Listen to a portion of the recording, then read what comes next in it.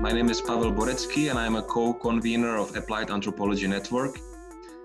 And it is my pleasure and the duty as well to introduce you to the second session of Why the World Needs Anthropologists, Mobilizing the Planet Digitally. So for those of you who actually joined our previous session, this is going to be a sort of repetition, but it needs to be done because we might have some newcomers here. And let's go into it. On behalf of the organizing committee and Applied Anthropology Network, I welcome you to the 8th symposium, which explores the wealth of applications of anthropology beyond traditional, and I'm doing this gesture for a second time, so I hope it's more funnier now, Why the World Needs Anthropologists, Mobilizing the Planet Digitally. Today, we cannot imagine social movements without online mobilization tools. Therefore, in the 2020 event, we set out to explore both critically and practically the potential of these mobilizations in collaboration with you and our special guest speakers. Now it's time for Nina Baginova, program coordinator of this year's event. So floor is yours, Mina. Thank you very much, Pavel. Hi, everyone. I'm really happy to be here and welcome you at this keynote session. Well, we started to plan this event sometime before the coronavirus outbreak, when our idea was to organize a 3-day meeting in Prague, which would allow both anthropologists working with social movements and activists to meet and share their ideas, but also to reflect on this relationship with applied anthropology and engaged anthropology being rooted in militant ethnographic research, but also on this hierarchical knowledge exchange between an activist and a researcher. And so in these sessions, we invite you to reflect about these relationships, but also about alternative spaces of resistance and organizing, of course, all of which has become much more difficult and more urgent at the same time with the coronavirus outbreak, which has only exacerbated already pre-existing social, political, economic issues. And so with this in mind, we will start with the keynote speech. And I personally can hardly imagine a better person suited than we have invited, Marianne Maeckelbergh. I'm really happy to welcome you here. Thank you so much for coming. Marianne is a professor of political anthropology at Ghent University in Belgium and professor of global sociology at Leiden University in the Netherlands. She's the principal investigator on the Property and Democratic Citizenship project founded by the European Research Council. And more generally, Marianne's research explores how people's everyday political practices inform and transform the way we understand democracy. Her previous work focused on how emerging forms of self-determination within global social movements challenged core assumptions underlying classic notions of democracy. She has also worked on responses to economic crises, digital citizenship, and independent media infrastructures. She is the author of the book, The Will of the Many, How the Alterglobalisation Movement is Changing the Face of Democracy, and also a co-producer of the globaluprisings.org film series. Welcome, Marianne. The floor is yours. We are really happy to have you here with us. Thank you. Great. First of all, I really want to thank Mina and all of the other organizers of this digital gathering for inviting me to speak today with this incredible lineup that you've put together for earlier and tomorrow as well. Feeling quite disappointed that due to the time difference where I am, I probably can't follow live tomorrow's discussion, but I hope to see it afterwards and really look forward to hearing that conversation especially. I must admit before I start that I didn't fully realize that my talk would be billed as a memorial to David Graeber. We discussed that there would be a memorial, but I didn't realize that I would be the memorial. And up to now, I've really resisted writing or speaking about David And I've been asked a few times to write about him, and I wasn't really able to do so, and I felt rather unqualified to do so. David and I knew each other for a very long time, and we shared as friends and as comrades. We shared the same research field. We shared the same field of action for decades. So it's really hard to even think about putting something like that into words. But really what makes it particularly hard for me is the fact that what David and I shared in terms of research, the overlap that we had, was actually just such a small portion of David's actual contribution to anthropology. His work was so much faster and so much wider than his work on just social movements. And I was often in awe of that scale of ability. I mean, 5,000 years of debt. Who even attempts something like that? It's just daunting. So I really feel there's no real way to do justice to a legacy like that. I also don't know what David would think of what I'm about to say, since we often, and also for each of us, our attitudes about the relationship between activism and research really changes over time. But we also didn't always have the same perspectives on that. And I would love to hear what he would have to say about it. But I'm very excited at the very least that I can hear hopefully some of your reactions and thoughts. So what I would like to talk about today is this question of what is social impact?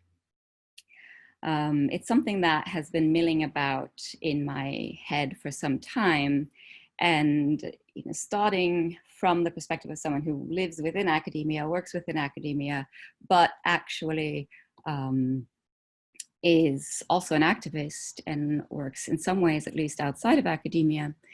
This kind of gap I was sensing about definitions and ideas about social impact was something that I really wanted to dive into.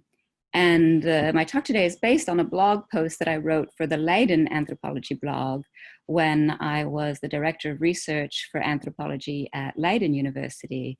And before I say anything more, I really have to thank all of my colleagues at Leiden for sort of feeding into this thought process, for showing me forms of social impact that research can have, that forced me to think and to have these conversations with me in that role. So really a big shout out to all of them.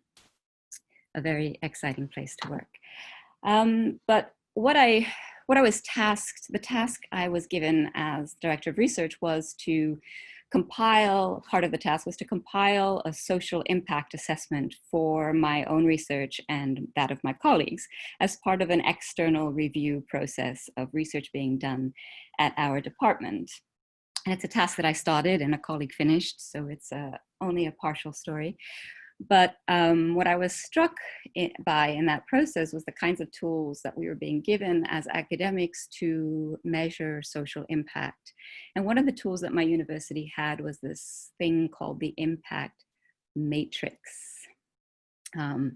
And I didn't really at first know what to do with this. The idea was I was supposed to send it around to all my colleagues, and there were these sort of neat columns of different kinds of impact that you could have, and you had to fill in your impact activities in this column, and then we would kind of compile this list of activities into a collective statement about social impact.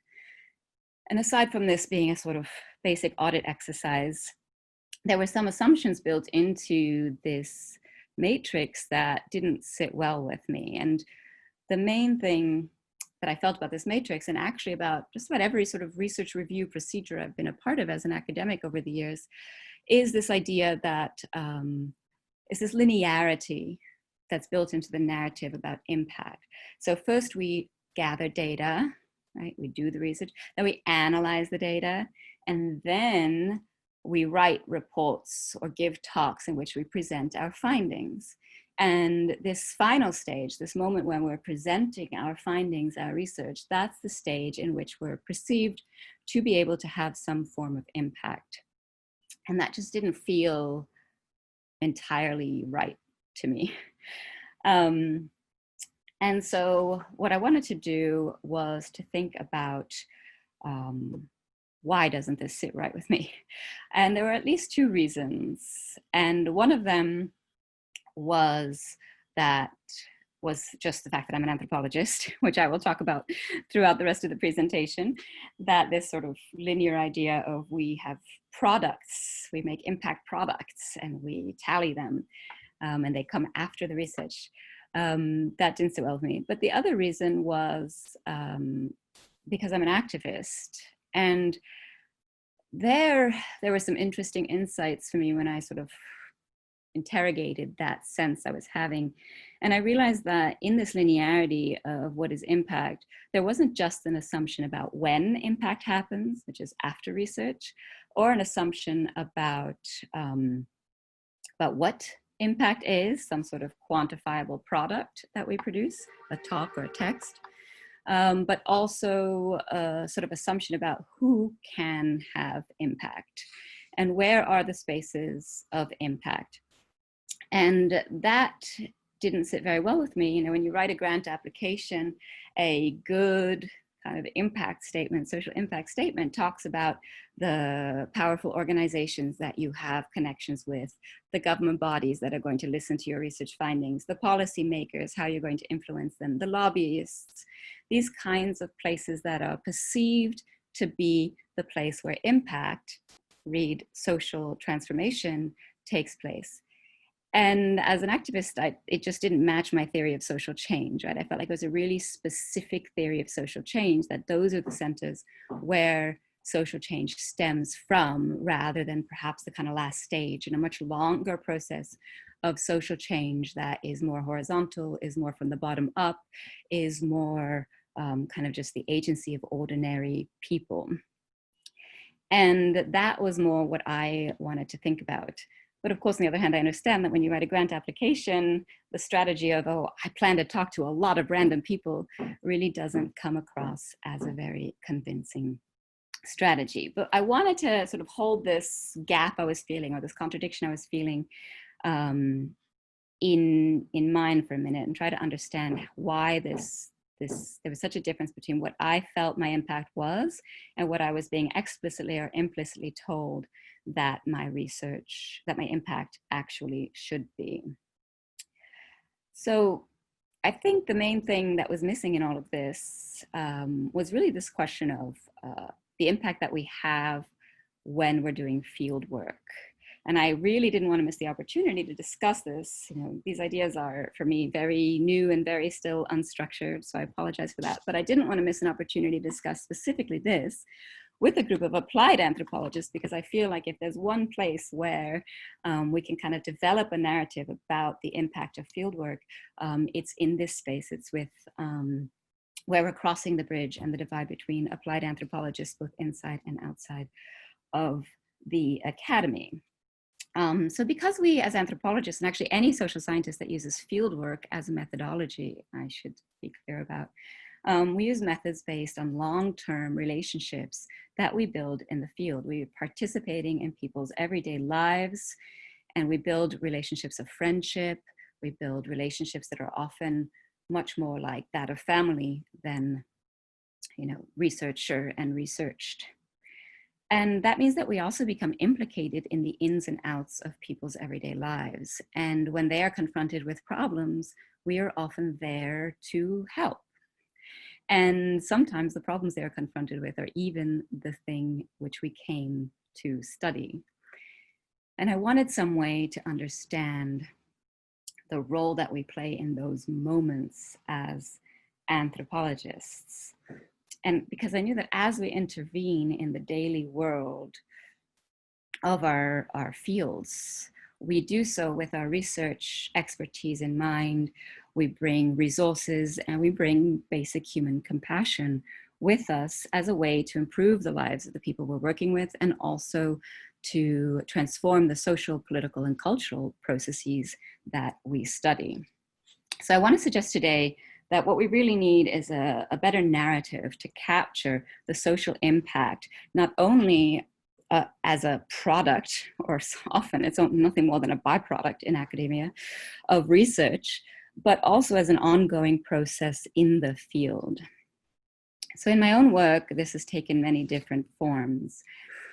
And I would love to hear, as I'm talking, what I'd love to hear is the ways other people have experienced this and thought about this. So please, throw them in the chat, and hopefully we can discuss after what some of your experiences are. But my own work, my impact in the field has taken various forms depending on the topic of my research, understandably. So when I was researching the transnational networks of social movements that organized all of these protests and blockades against the G8, the World Trade Organization, the World Bank, the IMF, these centers of power, trying to derail them, stop them, I was really interested in the decision-making mechanisms that these movements themselves were doing, and understanding those decision-making processes as a form of democracy. And so in the process of analyzing these consensus-based meetings, I was also facilitating these meetings and participating in these meetings. So at these anti-summit mobilizations, I would facilitate these large consensus meetings with hundreds to 1,000 or more people. And I would constantly be feeding all of the time I spent analyzing these procedures into that process of facilitation and into that conversation, sometimes consciously, sometimes more naturally. And as a result, really shaping the discussion that took place. And also just in part through, just even without facilitating, just participating in meetings, contributing to these spaces where an immediate result of this conversation is action tomorrow, is a super interesting thing to realize. Even though you're just one small voice in this much larger collective process, you start to notice that you're not just participating only as an activist, but also as someone who's analyzing and thinking in a way that you've had the time to do because of the position as a researcher. And so my analyses of democratic practices, even though I did write a book about it, and some activists were reading the book afterwards, really the main space in which those analyses were put to use was within the democratic processes of those social movement networks in real time. And I think that that was some of the most fruitful ways in which that research was used. And I think it's very similar with David Graeber. I've been at many meetings with David Graeber where he was either facilitating the meeting or just participating in the meeting. And because of his sharp mind and his analyses, he was able to sort of intervene in a conversation and shift the course of that conversation. And, who knows what the long-term large impacts of that were.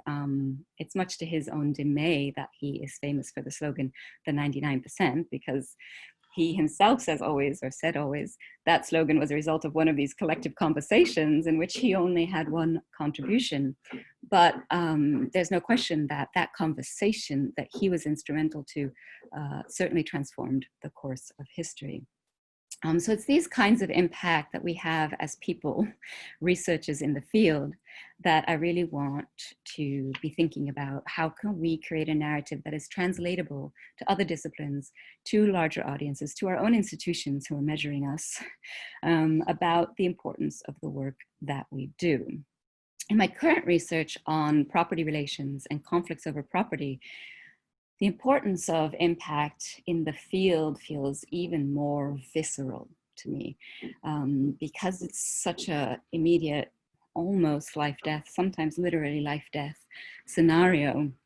In my work with the direct action anti-eviction group in San Francisco, I was responsible for bottom lining people's eviction campaigns, stopping their evictions, facilitating meetings together with others that brought together a lot of different people who are all facing eviction with their supporters to create a collective process out of these really traumatic, individualized experiences.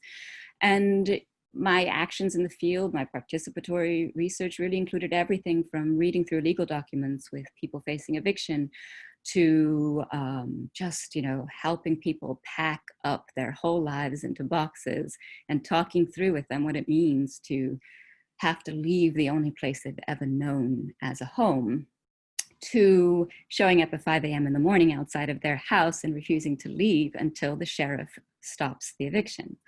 So all of these kinds of actions don't really have much to do with my research output as much as they have to do with the research process. And I think that in each of these kinds of actions, the knowledge that we build as researchers and really informs the kinds of contributions that we make in the field. And it reassures people in times of worry. It builds connections among people in the field who in turn become essential resources for each other. So, as an anthropologist, you talk to everybody. You talk to as many people as you can. You talk to people from different organizations. You bridge a lot of gaps that sometimes aren't bridged in other ways. And it's really amazing to be able to kind of bring those people together and allow them to support each other in these kinds of moments of struggle, especially with housing rights activism in San Francisco at the moment. Sometimes these housing rights campaigns aren't even visible to certain groups and certain people in certain places, and to kind of be able to weave that together and mediate, as I think someone said in the earlier session, is, I think, a really powerful thing we don't reflect enough on in our assessment of the impact of our research. So I want to focus on a very specific aspect in peeling this apart. You might hear the sirens. I'll wait 1 second. In the process of thinking about this, what is impact, I wanted to focus on a very specific kind of phenomenon, product of film. And I choose that because it is actually a product of research, and it is something that we can very easily put in the category of kind of,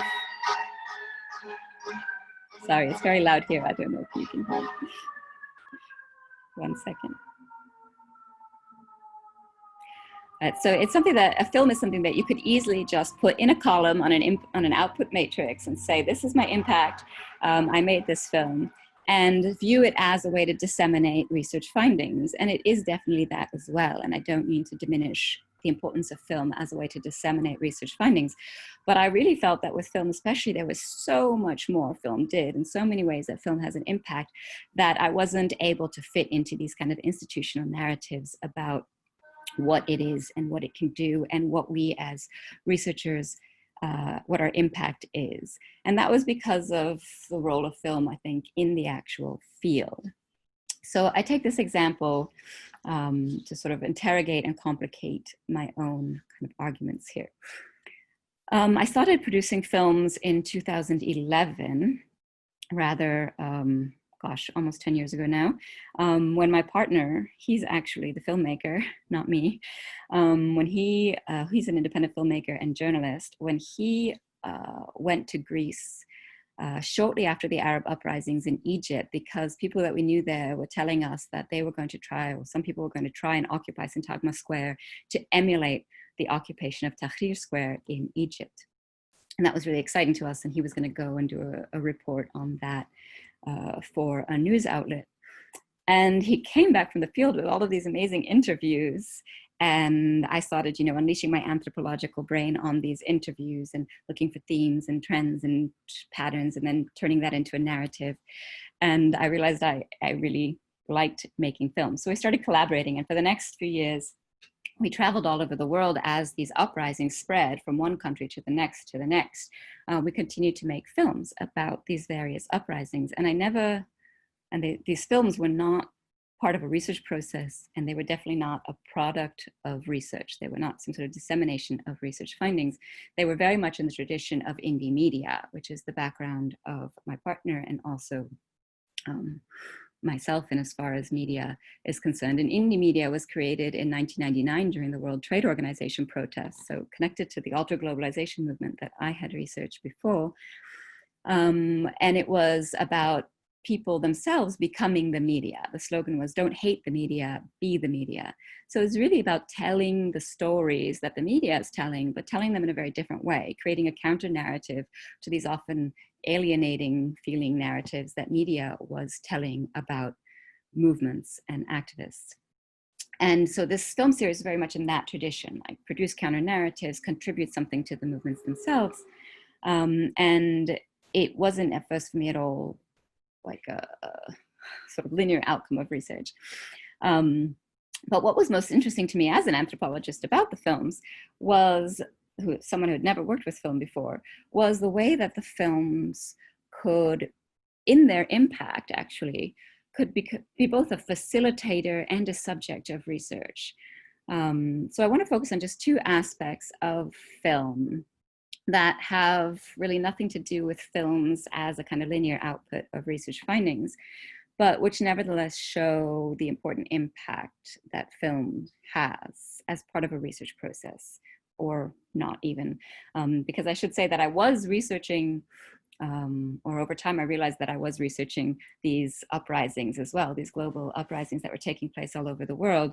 But at first I really kind of separated the research from the film in my mind. And this is just because my personal trajectory, how I came to both. But it was also kind of the anthropologist in me that was like, oh, I only went there for a few weeks. How can I, call this research? This is not research. But in a way, because I'd been researching these networks for 10 years, when we were making the films, we were bringing with us to those films this like 10 years at least of background and knowledge and understanding of what makes these moments in history really important and significant. So the two things I want to discuss, the first thing is the way that the films were a contribution to the movements themselves. And this was sort of part of the intention, right? Produce a counter narrative in the style of indie media, but it really was more something that took shape once the film was made. So we would put these films on the internet and they would circulate. And one of the films, just as an example, was our film on the Taxi Commune, so on the uprising in Istanbul that took place in 2013, where for 3 weeks they had occupied Gezi Park and Taksim Square and really kind of took over the whole neighborhood. And our film wasn't, there was so much in the media about the violent eviction that took place there at the end of those 3 weeks, but our film really kind of tracked the occupation from start to finish. So it captured both the amazing way that all these different groups and organizations of people came together to be part of this larger collective process, but also the sort of violent moment at the end, or the days of violence at the end when it was slowly evicted from the spaces that it had occupied. And it also captured the feeling of being there. It captured those, like the process of elation of the world opening up to so many people in a way they hadn't imagined, and then the kind of terror that followed in that process. And I think for that reason, a lot of people afterwards were telling us, oh, I showed your film, we used your film. It's the best, we always use it when we want to talk about what was happening in Gezi, or people in different places around the world would show the film and reflect on what the relevance of Turkey, the events in Turkey were for where they were. And this is a kind of life of its own that film took that I didn't anticipate. The other film that I want to talk about is a film called Saving Midtown, and that's a very different sort of film. That's a film about a group of residents in San Francisco who went on a rent strike. And now today, after 6 years of rent strike, it was one of the longest rent strikes in the history of San Francisco. And I made a film together with my partner again about them in 2016, just shortly after they started their rent strike. And what was interesting to me about their case was that they, someone who had been working with a lot of different housing rights groups in San Francisco at that point as part of a research process, they were very confusing to people. They didn't really know what was going on with these tenants because there was a very long history of displacement and violence. They were one of the last majority Black communities in this neighborhood that was historically a vibrant Black neighborhood, but which was destroyed through urban renewal. And that was one piece of the story. And they had a property manager who had taken over just a year earlier and who was terrible. And that was one piece of the story. And then the city of San Francisco was their landlord, which was also a confusing piece of the story to a lot of people. And then they wanted both rent control. So they had enormous rent hikes, 30%, 100%, 300% rent increases in some cases. And they wanted those rent hikes dropped, but they also wanted ownership of their buildings, because when they first moved in the 1960s, 70s, they were promised ownership, and that promise was never fulfilled. So there were so many things going on, and a lot of the other housing rights activists couldn't fully grasp what it was. And once we made the film and started showing the film and circulating the film online, people would come up to me and say, oh, now I understand, now I see what's going on there, and now I can finally help, now I want to help. And so these networks were built between these tenants and other groups in the city. And to this day, the film is on the website of the Tenants group, and it's something they use and circulate whenever they have a new stage in their fight and they need to build support in the community. And I want to show now a film, the most recent film we made, which was just a few weeks ago, because these same tenants were finally in a position where there was legislation being heard by the Board of Supervisors in San Francisco to cancel all the rent hikes and return their rents back to the level that they were in 2014, and to basically restore rent control, which is what they had been fighting for 6 years at that point. So there was legislation being heard, and I thought, okay, I'm gonna make a little film, and that way it's an additional way in which the word can get out about this. So I want to show this film because I think it really captures what I'm trying to say about research products, not only as a kind of result of research, but actually also as an intervention in the field. So maybe we can cue the film now, tech support. After years of struggle, the residents at Midtown Park Apartments finally have a chance to regain rent control. Rents have gone up for so many of our tenants here, our residents, that it's put a lot of pressure on people. 65% of the residents are senior citizens, including me, on fixed incomes.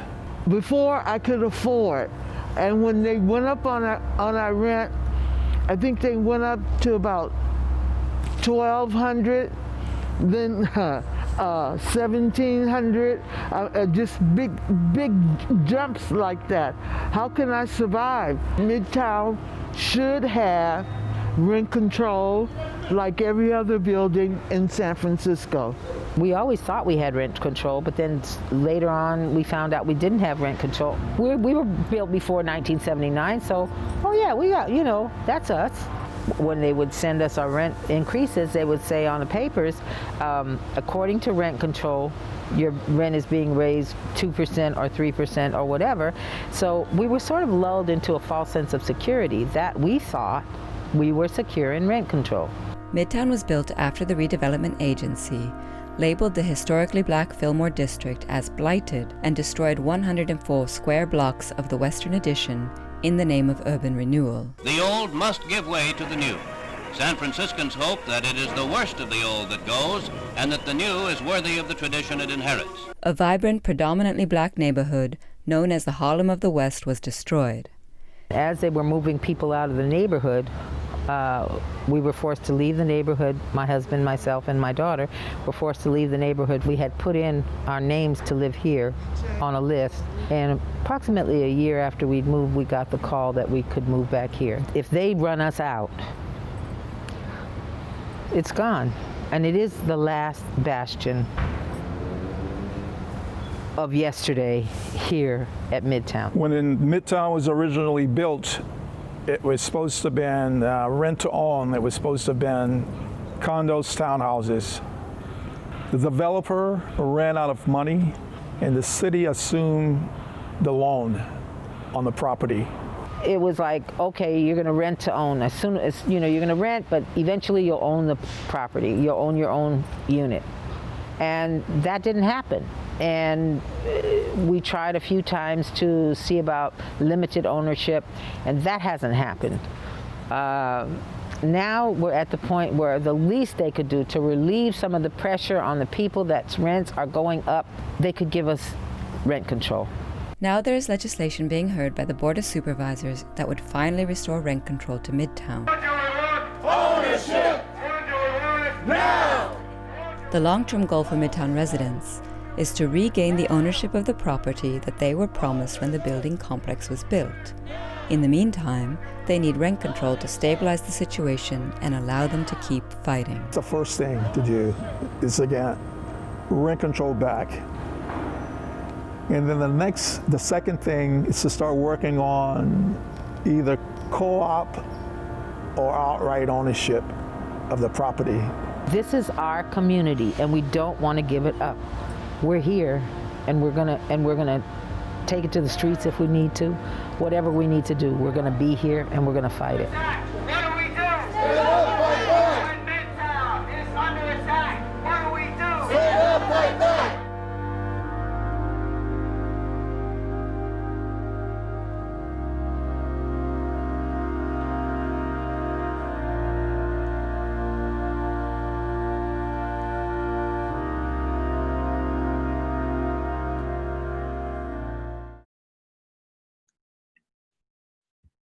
So you'll be happy to know that the good news is that after 6 years of struggle, the tenants got the board to vote unanimously in favor of rent control. So they now have all of their rent strikes canceled, their rent hikes canceled, they can stop the rent strike, and they finally had yet another victory in their long list of victories as tenants. And in the process, you know, this film was just a sort of one thing that went on, because there's also an investigative journalist who works with them and she writes articles about them. And the tenants themselves are really expert organizers.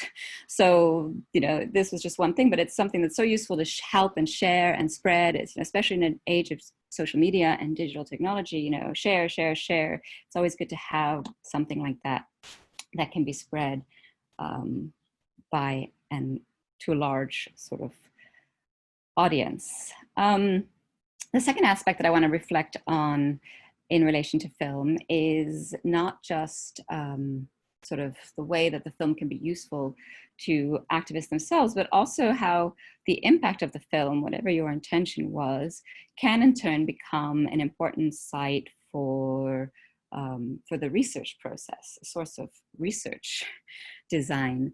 And what I had not anticipated prior to making films was the way that people would use the films, take the films, spread the films, how we would be asked to show the films. And, you know, we showed the films to a lot of different audiences, academic as well, but we, the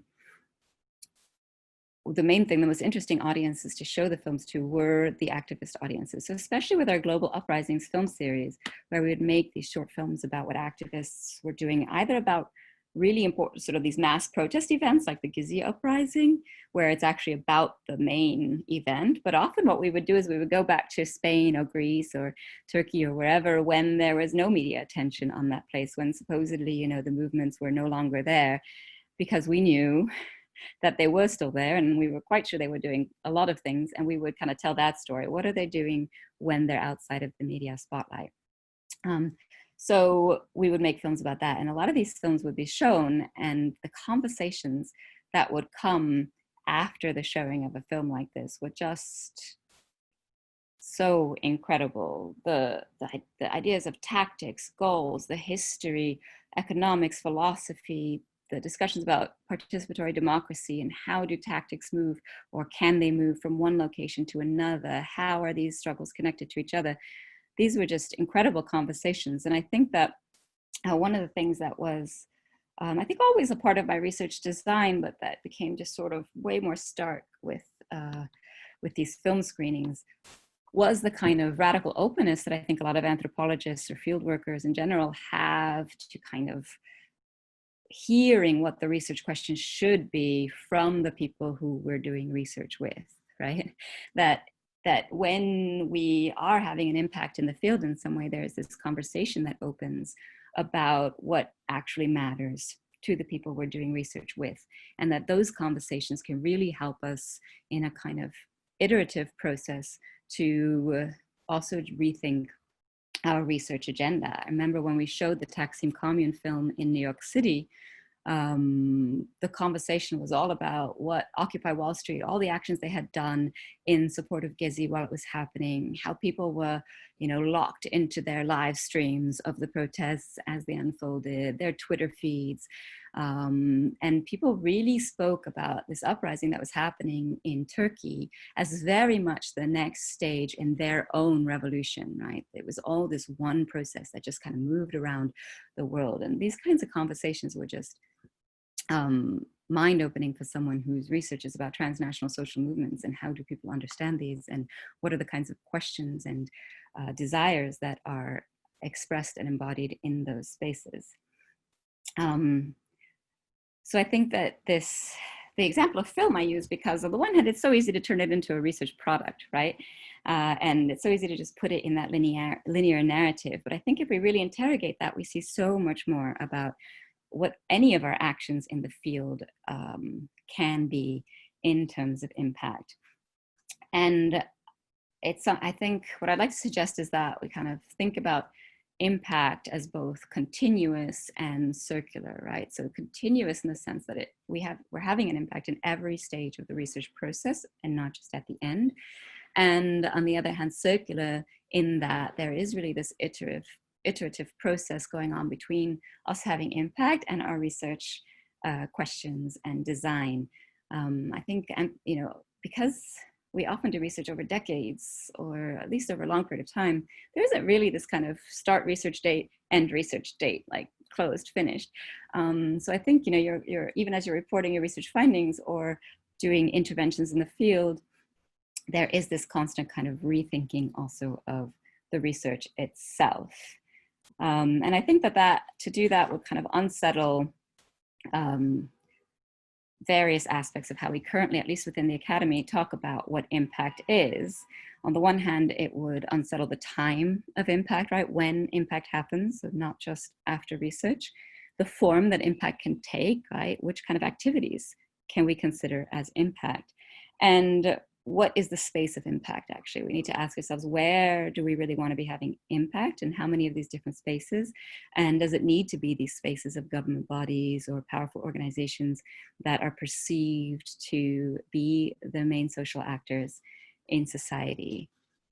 So I feel like we need a conversation about impact and need to develop a sort of narrative that can better capture than I have today anyway, this relationship between research, form, and people, to talk about this iterative and continuous impact, and how anthropology and all disciplines or research based on fieldwork has so much of their impact in these human social relations, and not only, of course, also not only as a final product. And that's it. Thank you. Well, thank you so much, Marianne, for your wonderful talk. And I think, I'm really glad you also shared the video, because at least for those of us who are based in Prague, I think housing activism has a special meaning. I think activists are really trying to find inspiration to tackle the developments coming into the city and so on and so on. But we have many questions for you. So I would like maybe Pavel or Maria from the communication team, who is going to read questions for you if you want to have this discussion. Thank you.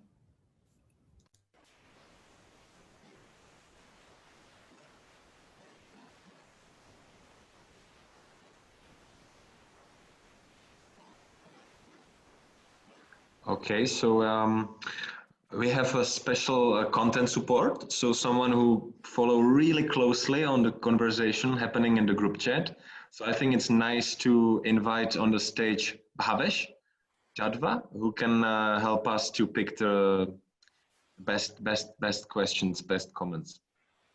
So let's find Bhavesh, because I'm the tech guy, but we have a specialist here. So Bhavesh, you are here with us? Yes, I'm here. Can you hear me? Beautiful.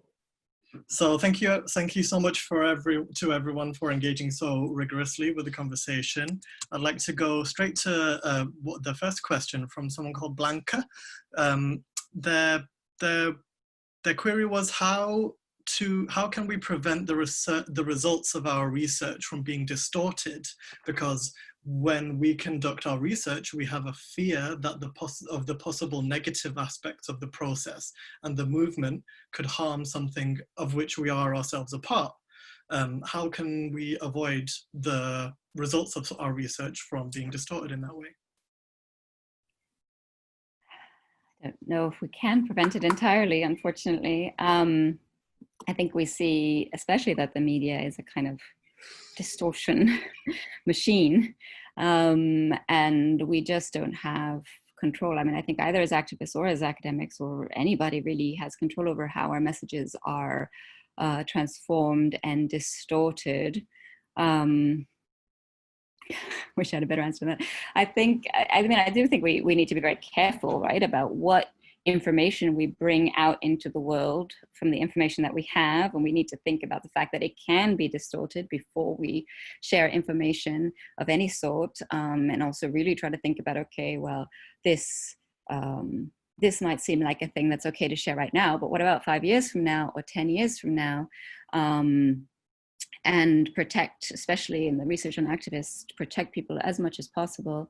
And that's a very, very hard thing to assess. And on the one hand, you want to say, okay, well, I want to just fall back on the activists themselves to make these choices about how much they are willing to share or not. On the other hand, sometimes I think, oh God, no, don't be so public, like you, I'm afraid for you. And it's not my job to decide that for them, but at the same time, it is my job to be responsible with what I am sharing.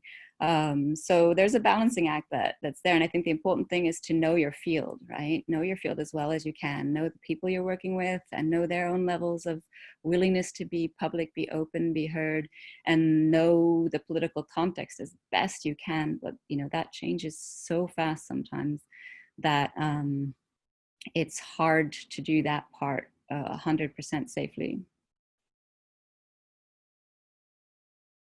Absolutely. I think that leads quite well onto a question by Si Yun, who asks, how can we see the differences of the impact created by anthropologists ourselves and also as agents acting in the fields between our academic writing and also the different media products that you have made, as well as other mediums that we use to reach to wider audiences? How to see the differences between those types of impact? Yes, absolutely. How do you think that using those different mediums, I assume this is what is meant, how do the different mediums have different levels of impact, do you think? Well, I think there's different things. On the one hand, there's different things that can be communicated through different mediums. So, I mean, if we think of social relationships as a medium, there's a lot that can be communicated and done in that space that, you know, shouldn't even ever end up in a text, right? In a written text for public consumption. And that's the level of a lot of the just kind of teaching and human interaction that I think really does and can make a difference. But there's also, you know, film, especially if it's online and can be spread through social media, can reach way more people often than a text can. And it can communicate things that text can't always. It can communicate how something felt in a way that at least I have more trouble doing in text. I know some people are very good at it. But it can show things, right, also without any words, which I have still a hard time understanding about film, but which is so amazing. My co-editors, my partner's always like, no, I don't need to say that. We can just show that. And I'm like, oh yeah, that's right. And I think that's something that's hard for for me as an anthropologist, always wants to kind of meta-analyze everything and kind of put my voice over stuff, but actually it's really powerful to not put your voice over, right? So I think there's that. I think it would be a very interesting project to really think about, really answer this question, like what is different about these different kinds of impact in terms of audience and form and results, consequences. It's work I haven't really thought through yet, but it would be a really exciting project. Thank you, Marianne. I would like to ask you to conclude this discussion. I think something that maybe many of us who are working on social movements in the academia are struggling with, and that's exactly the question of the sort of the belly of neoliberal academia, where it's very difficult to sometimes to share anything, anything that is not strictly normative, and of course it very much depends on where you are, and some departments or even countries can be more supportive than the others, but I don't know, would you have any tips or maybe from your own experience how what would be your advice to those who are struggling with this question? Just to be sure that I understood the question, the sort of reservations that we ourselves have about sharing?